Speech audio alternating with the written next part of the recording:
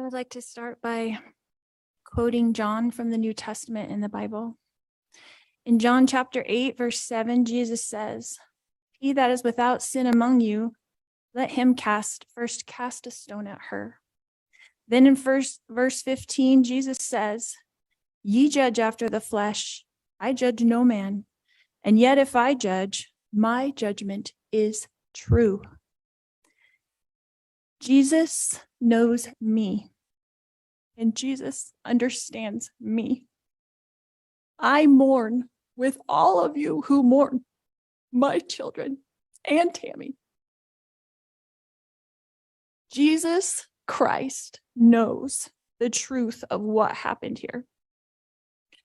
Jesus Christ knows that no one was murdered in this case. Accidental deaths happen. Suicides happen. Fatal side effects from medications happen. I have a different perspective in life because in 2002, when I was pregnant with Tylee, I died in the hospital while in labor with her. They tried to stop my labor. They put me on the table and they put something in my IV, and I felt my spirit falling to the floor. I was standing near my pregnant body, watching the doctors try to revive me, which took them a few minutes. In that time, my sister Stacy was standing to my left. I turned to hug her and was surprised that her spirit was as tangible as a physical body, because I knew I was in spirit and she was in spirit. She said she needed to show me some things, and we went to heaven. I later returned to my body. Because of this experience, I have access to heaven and the spirit world. Since then, I have had many communications from people now living in heaven, including my children, Tylee Ashlyn and Joshua Jackson, my sisters, Stacy and Lolly, my aunts and my uncles, and my grandparents. I have had many communications with Jesus Christ, the Savior of this world, and our heavenly parents. I have had many angelic visitors have come and communicated with me and even manifested themselves to me. Because of these communications, I know for a fact that my children are happy and busy in the spirit world. Because of my communications with my friend Tammy Daybell, I know that she is also very happy and extremely busy. I have always mourned the loss of my loved ones, and I have lost many in this mortal world. However, I know them more than most people. I know where they are now and what they're doing. I know how wonderful heaven is, and I'm homesick for it every single day. I know we all lived in heaven before we were born on earth, and we were all adult spirits in the heavenly realm.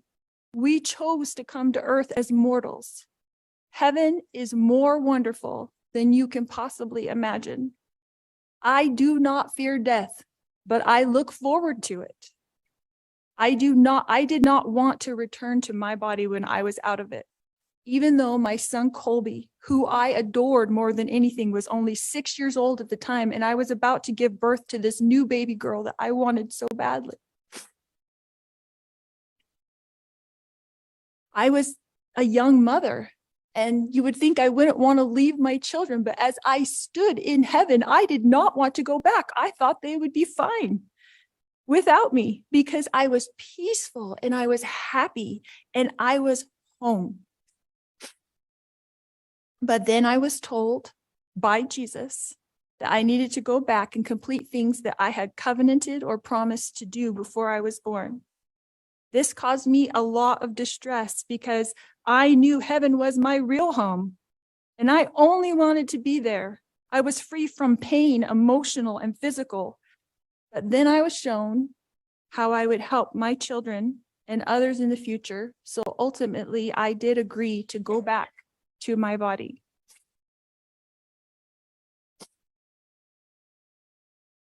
Tylee has visited me. She is happy and very busy. Tylee is free now from all the pains of her life. Tylee suffered horrible physical pain her whole life. I sat with Tylee in the hospital year after year after year while she screamed in pain when the morphine wasn't even enough to take away the pain of her pancreatitis.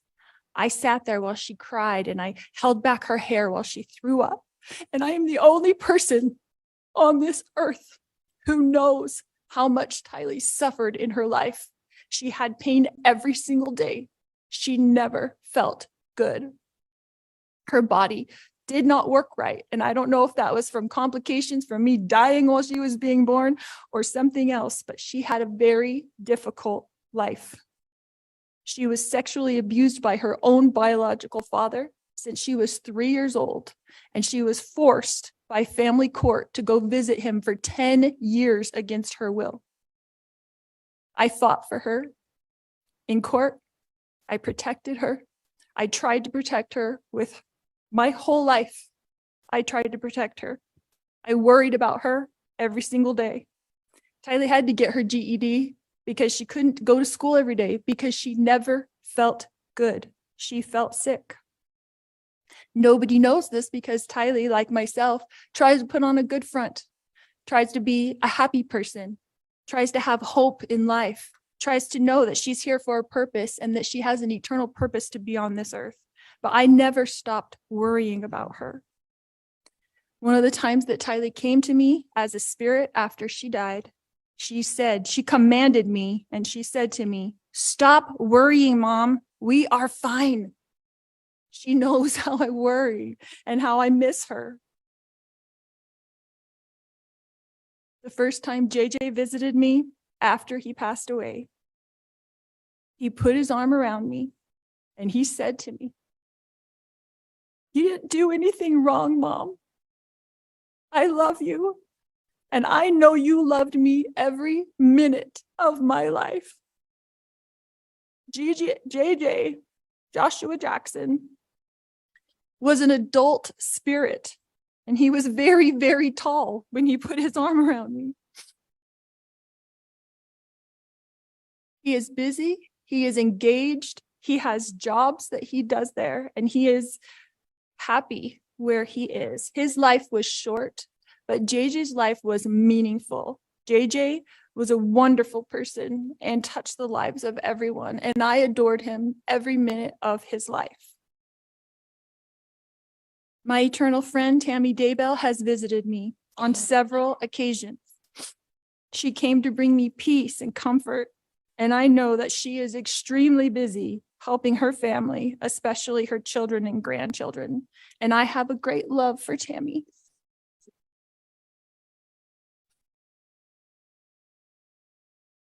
My beautiful children, Tylee Ashlyn and Joshua Jackson, rest safely this day in the arms of Jesus. My wonderful friend, Tammy Daybell, rests safely this day in the arms of Jesus. And I look forward to the day when we are all reunited and I too will rest with them in the arms of my Jesus.